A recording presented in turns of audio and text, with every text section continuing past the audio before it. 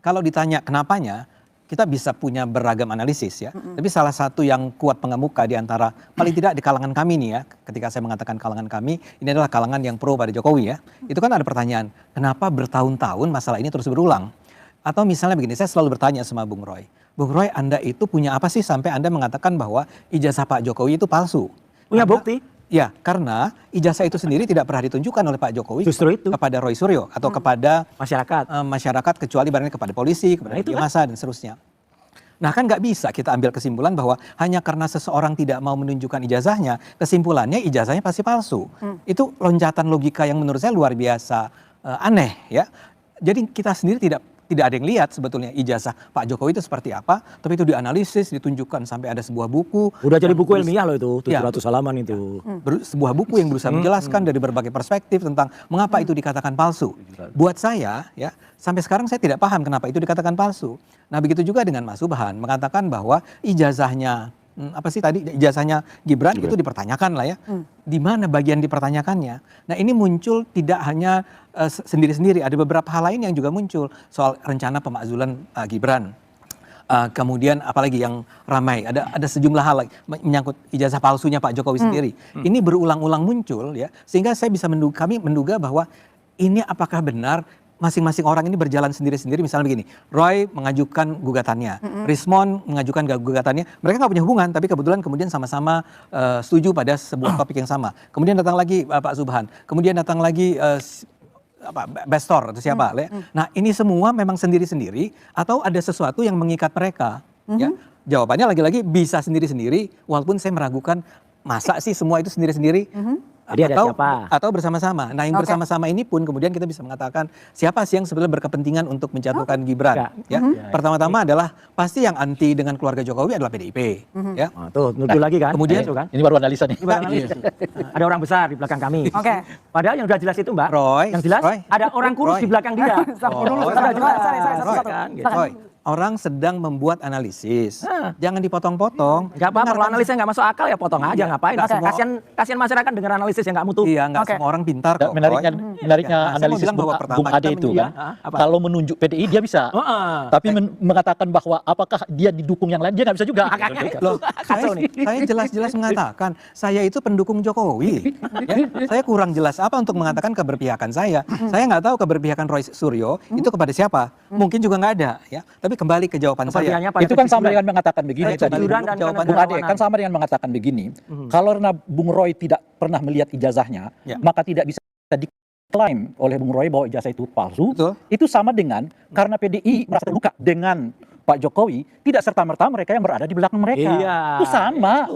Saya lagi mengatakan. Iya itu sama derajatnya. Oleh karena itu kalau banyak saya mau katakan begini, kalau Bung Ade nggak bisa menyatakan atau bisa menyatakan tidak bisa menyatakan yang kedua, yang pertama juga tidak bisa dinyatakan. Pak Ade, itu logika. Ijazah Pak Jokowi itu bukan aurat, harus dibuka, bukan aurat ya. Beliau ini menduga bahwa Pak Jokowi itu ijazahnya palsu. Kemudian karena itu dia berbohong.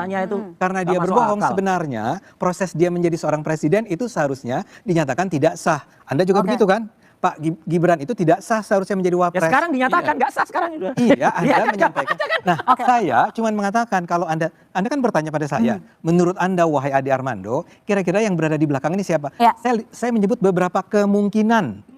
Belum tentu benar. Anda bisa bahkan mengatakan, gila ini argumennya sangat tidak masuk akal. Nggak apa-apa, tapi saya mau bilang satu. Yang bisa disebut sebagai, yang banyak disebut sebagai kemungkinan di belakang ini semua, kalau betul ini semua adalah sesuatu yang saling berhubungan adalah satu, kemungkinan PDIP. Kedua, kelompok yang disebut sebagai kelompok 212. Itu terkait sama Anies Baswedan. Sableng dong. Oke. Satu.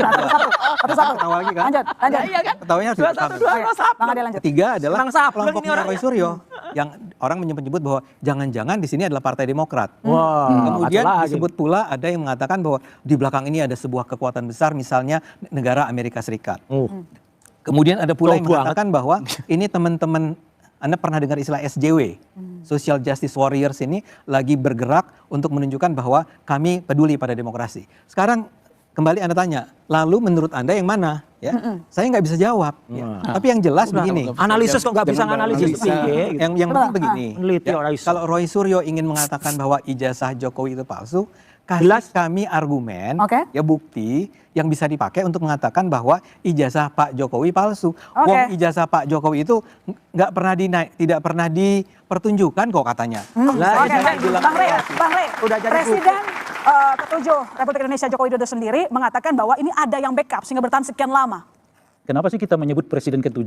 Jadi, Kenapa kita nggak menyebut mantan presiden? Bekas presiden. Ya boleh lah, kenapa? Boleh. Iya, makanya saya mau tanya, kenapa mantan presiden gitu ya? Kenapa presiden ke-7?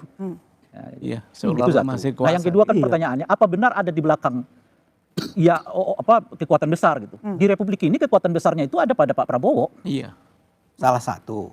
Siapa lagi yang lebih kuat dari Berarti Pak ngakuin Prabowo? kalau mau mecah Dia belah presiden bangsa. Republik Indonesia. Jadi Semua maksudnya? kekuatan kekuatan kekuasaan ada di tangan beliau. Jadi kalau Pak Prabowo, Pak Jokowi mengatakan ada kekuatan besar, mestinya analisa pertamanya itu ya yang memiliki kekuasaan besar di Republik ini siapa? Pak Prabowo. Itu kata Apakah Ray dengan Rangkuti. sendiri Pak Prabowo berada di belakang kasus ini? Lagi-lagi kita nggak tahu kan kalau berdasarkan kekuatan besar. Sebab kalau disebut dengan PDI itu jangkar ketiga, keempat. Pertama mereka nggak punya kekuasaan. Oke. Bahkan ketika mereka mau menyelamatkan sekjen mereka aja mereka nggak bisa. Ya. Gimana mereka menggerakkan Bung Roy yang kita tahu misalnya nggak ada hubungannya sama sekali dengan PDI Perjuangan. Bahkan ketika Bung Roy dulu berkuasa, PDI adalah oposisi Ya. terhadap Demokrat kan. Seringkali justru PDI dengan Bung Roy ini berdebat, berlawanan. Jadi di mana titik temunya? Kalau disebut misalnya 212 makin nggak kena. Kenapa? Kenapa? Satu PDI Perjuangan dengan 212 di mana ketemunya? Kan penjelasan itu semua harus diperlihatkan dong. Iya. Titik temunya. Setidaknya ada irisan yang memungkinkan mereka kita lihat ada bertemu. Pak SBY dengan Ibu Mega kita tahu. Ada juga. Ya bahkan belum pernah bertemu ya secara khusus di antara keduanya tuh. Baik yang nyata-nyata maupun yang bisik-bisik. Nggak pernah kita dengar ketemu. Jadi kalau disebut dengan pertanyaan itu, dari mana kekuatan besarnya PDI Perjuangan? Oke. Makanya bukan dia di level pertamanya. Di level pertamanya itu adalah Pak Prabowo sebagai orang paling kuat di Republik. Oke, baik. Saya ke Mas Saya nggak Agung. pernah. Saya mau bilang gini, saya tidak pernah bilang bahwa PDIP bekerja sama dengan 212. Tidak sekalipun saya mengatakan itu. Yang saya katakan, kalau sekarang orang berusaha mencari jawaban tentang kalau ada sesuatu Ya, yang saya di belakang mengembangkan Anda semua. analisa Anda. Enggak, gini. Saya mengembangkan analisa Kalau itu. ada bisa Sebab saya kan mengatakan bisa lebih dari begini, 5. Bung Ade. Oke. Anda bisa sampai PDI dengan 6. sebagai partai, kan masih giliran saya.